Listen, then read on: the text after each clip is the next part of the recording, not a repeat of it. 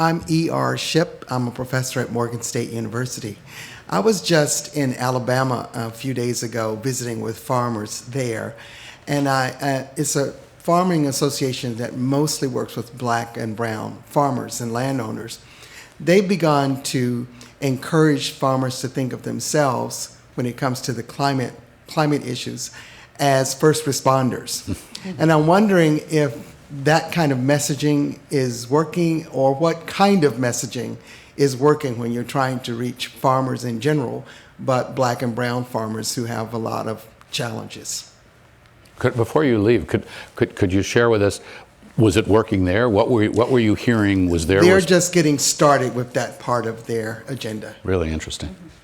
Kamara? Well, first, I think it's really important that you are talking to farmers who are black and brown, because that is a small percentage in the watershed, but also in the country.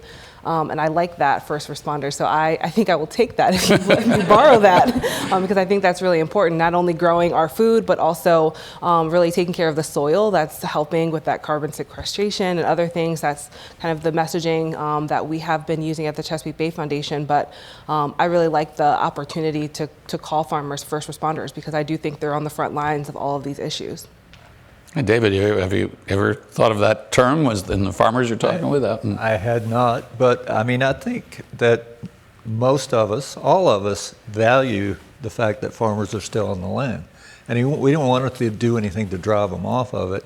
And they do produce a lot of benefits. They lessen the quickness with which we're paving over everything. And if they do things well, they help sequester carbon. They help control the temperature rise in my streams, in the places where I live. When you put more pavement down, when you bare more ground for development, you're warming those streams.